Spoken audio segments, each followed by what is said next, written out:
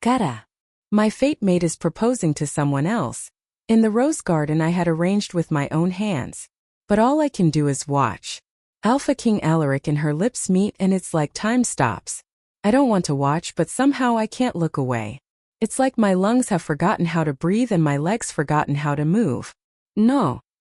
My wolf Lucy howls mournfully in my mind. As a beta, I always do my best to fulfill every command of the Alpha King.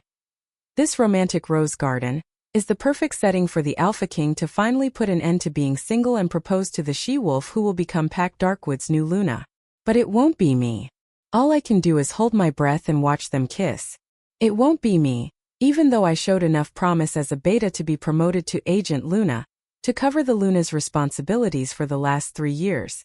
Even though we've had so much amazing sex in the last 3 years.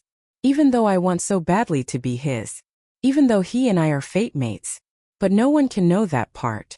The Alpha King has demanded that information stay secret. An Alpha King deserves a noble-born bride, not an orphan like me. No matter how hard I work, no matter how many promotions I earn, I'll never be a noble. I'll never be good enough for a king. I try to explain everything as usual. As a beta I need to do this calmly, but the fact is I almost unable to control myself from starting to cry, painfully realize the reality. Over the past 3 years in Alaric's eyes, I might just be an office lover, ready to spread my legs for his calling.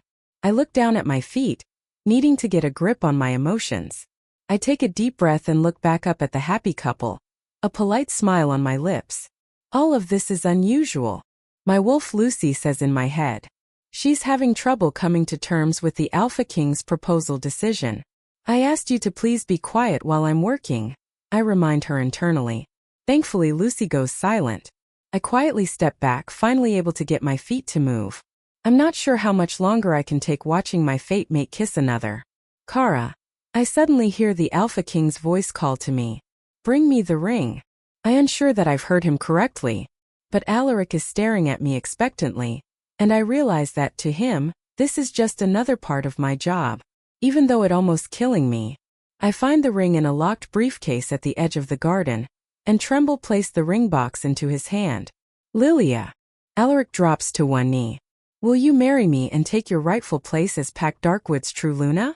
Happy tears flow from her eyes as she excitedly agrees. Lucy's low, miserable cry is so loud it blocks out the sound of the applause from the other members of the pack. My head starts to pound and I feel dizzy. I move quickly to the stairs at the back of the hotel, feeling faint. Memories of the past flood my mind. In some ways I've never felt like I truly belong in Pack Darkwood. Orphaned as a young pup at only 3 years old, I was adopted into the Pack Darkwood house and grew up under the hostile glares of the pack nobles who thought me unworthy. But I never let that stop me. My determination to prove them all wrong prevailed, and I showed the pack how hard I can work. No one questioned my worth anymore. No one except the Alpha King. Alaric showed me the harsh truth. My low-born status is not worthy of him. No matter how many times his lips caught mine in the dark, in secret. You're Alaric's beta, aren't you? A light female voice shakes me from my thoughts. Thank you for preparing the perfect proposal. I look up to see Lilia, the red-headed she-wolf newly engaged to Alaric. Her eyes are filled with an uncomfortable intensity. I try my best to give my most friendly smile. I clear my throat and start again, eager to make a good first impression with the new Luna. You're welcome. Yes, I'm Cara. I've been the Alpha King's agent Luna. Keeping the duties covered until the pack has a true Luna. I extend my hand to shake hers in a greeting. Her eyes narrow as she looks down at my hand with a hint of, is that disgust on her face? Well, obviously your services won't be needed anymore. And I do mean all of your services, both professional and sexual. Lilia was clearly aware that Alaric and I had an intimate relationship. So much for him never telling anyone. The sense of humiliation pricks at my skin, and my cheeks feel hot. Her delicate hand flicks something directly into my face. I flinch and catch it, realizing after a few blinks that it's a bank card. You know, I never expected that someone with as good a reputation as you could be bought for money. I told Alaric that $10,000 would be more than enough, but he insisted on $1 million. Take it and consider yourself lucky, beta. She sneers at me. Money? Is that what they thought? That I've been doing this for the money? You don't know what you're talking about, I say. Oh, I think I know a low-born gold-digging whore when I see one. Lilia's voice is cold and cruel.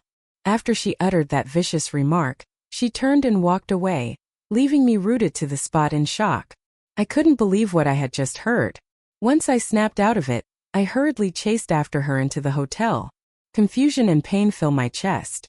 In the corner of the hallway, I'm so distracted I nearly run straight into Alaric's firm chest. You've been crying? Alaric looks a little surprised. He hesitated to comfort me. Don't worry, you'll always be my very best beta, if that's what you're worried about. I know Alaric's cold nature very well. This is already the best comfort he can offer. I reach my hand up to wipe a falling tear. Somehow, the bank card Lilia threw at me is still in my hand. No, it's just that. I start. Alaric notices the card and interrupting me. Was that not enough money? Is that it? His words hit me like a bullet. His blue eyes are full of disappointment. Why? What had I ever done to make him think I cared this much about money? I open my mouth want to say anythings, but he pulls another bank card to me. Alaric says, let's just stick to business. Lilia has her heart set on a new necklace to match the engagement ring. Go to the jeweler's and put in the order, and make sure it's something elegant enough for the Pax True Luna. And one more thing, he adds. I look up at him. You can keep the remaining balance of money, that's what you need, he adds. I look down at the 2 bank cards in my hands, unable to mask my glare, for the first time feeling truly angry. Does he have to keep rubbing his love for Lilia in my face like this? Does my love just an easy deal to him? For the work, I even endured the pain to give him the ring. Why does he have to treat me like this? The bubbling rage inside me meets the exhaustion of a long day spent organizing the proposal, and I snap. He doesn't care that it pains me, pains my wolf to watch this unfold. He doesn't care about me at all. I will not. Do it yourself. I roughly throw both bank cards at his face. What? It's the shocked sound of an Alpha King who, for the very first time, has been defied.